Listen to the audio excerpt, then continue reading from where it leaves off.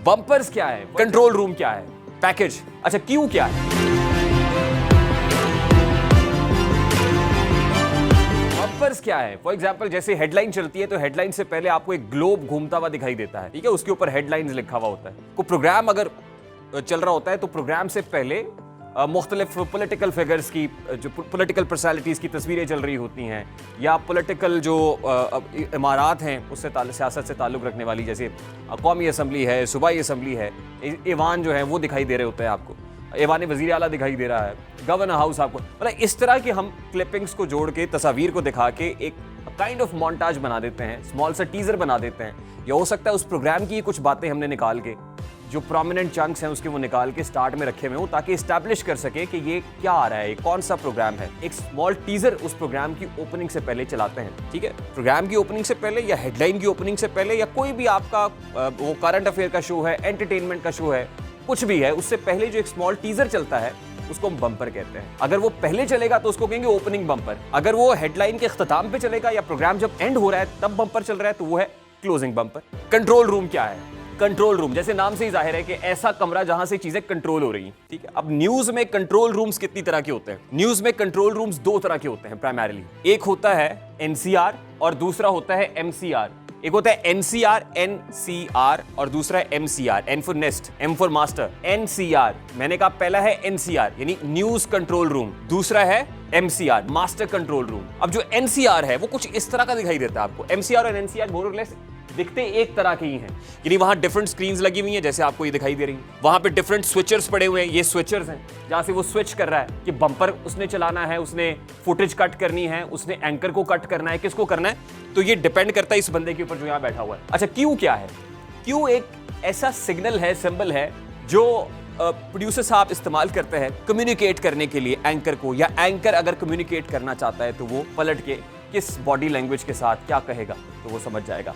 Primarily producer जो है, anchor ने जो कान में आईएफबी लगाई हुई है, आईएफबी को कहते हैं इंटरप्टेड फीडबैक। जो कान में लगी हुई होती है ना डिवाइस, उसको कहते हैं आईएफबी, इंटरप्टेड फीडबैक, यानी वो इंटरप्ट करता है बीच में। अब क्यों क्या है? Usually a physical signal by engineer or the technical person indicating to anchor to perform a task. For example जब ब्रॉडकास्ट शुरू होती है, जब बम्पर चलता है, अब ये उस पैनल कंट्रोल रूम के अंदर बैठे हुए पैनल प्रोड्यूसर को पता है कि उस बम्पर का ड्यूरेशन क्या है। वो बम्पर 15 सेकंड का है, 20 सेकंड का है, 25 सेकंड का, कितनी देर का बम्पर चल रहा है। अब वो जब बम्पर इन हुआ तो वो एंकर को कहेगा फौरी तौर पे स्टैंड बाय कहेगा। स्टैंड बाय क्या है? काइंड ऑफ क्यू है। 25 सेकंड्स का बम्पर इन हुआ, जैसे ही 10 सेकंड्स का रह गया तो काउंटडाउन शुरू हो गया। 10, 9, 8, 7, 6, 5, 4, 3, 2, 1, एक्शन। ये एक्शन क्या है? ये क्यू है। नॉन लीनियर एडिटर, जिसको एनएलई बोलते हैं, एनएलई नॉन लीनियर एडिटर। दो तरह के होते हैं ना, लीनियर एडिटर और non linear editor. Linear editor क्या होते हैं? लीनियर एडिटिंग क्या होती है? वो एडिटिंग होती है जो फिल्म टेप्स के ऊपर होती है। फिल्मों में बड़ी बड़ी फिल्म्स बनती है ना, वो टेप्स पे बनती हैं। वो टेप हो रही है, उसके बाद वो क्या कहते हैं, उन टेप्स को लीनियरली आपस में जोड़ते हैं। जो हिस्सा काटना होता है उस टेप का काटा, फिर जोड़ दिया, फिर टेप काटी, जोड़ दी।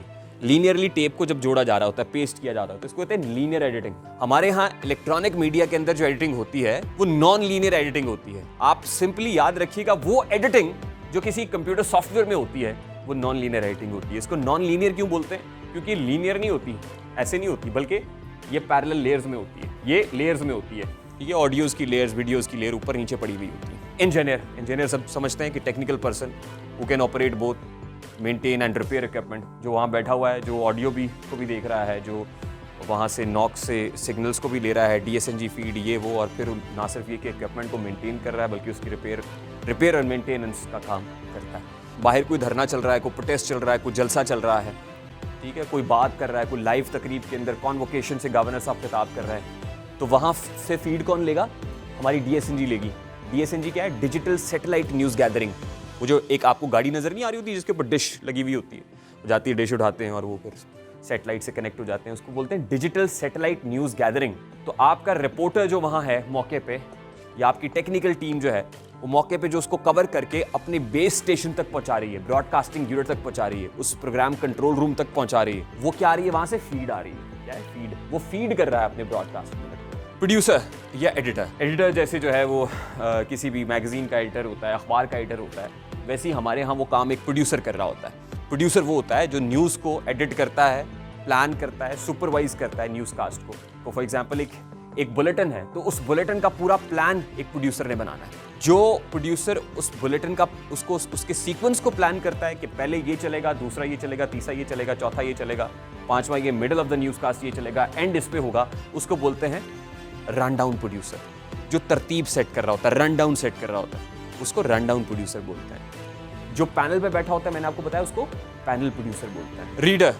रीडर बेसिकली एक पेपर है। फॉर एग्जाम्पल आपने देखा होगा जैसे रीडर जो है वो एक पेपर है जो एक एंकर को दिया जाता है।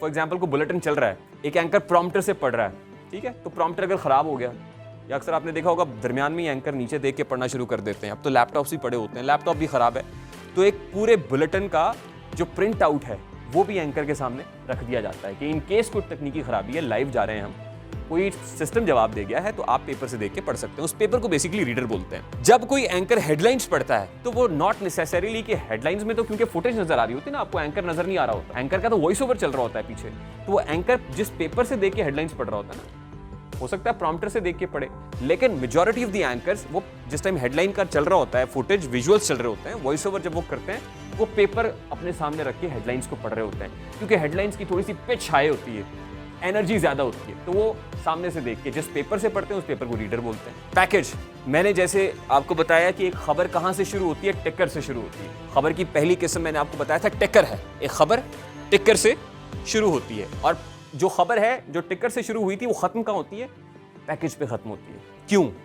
क्योंकि टिकर मैंने कहा था कि फर्स्ट हैंड इंफॉर्मेशन है, फर्स्ट हैंड जो फौरी तौर पे प्रिलिमिनरी आपको चीजें नजर आई, रिपोर्टर ने फौरी तौर पे उसकी टिकर्स बना के फाइल कर दिए और वो नीचे एक स्लाइड चलना शुरू हो गई। जो पैकेज है, आपने देखा होगा रात 9 बजे के खबरनामे में या रात 12 बजे के खबरनामे में ज्यादा बीपर्स नहीं चलते रिपोर्टर्स के, ब्रेकिंग न्यूज इतनी नहीं चलती, बीपर्स नहीं आते, उसमें पैकेजेस ज्यादा चलते हैं। इसी बारे में ये रिपोर्ट देखते हैं। क्यों? क्योंकि रात 12 बजे में स्टोरीज जो दिन भर डेवलप हो रही थी वो डेवलप हो चुकी हैं।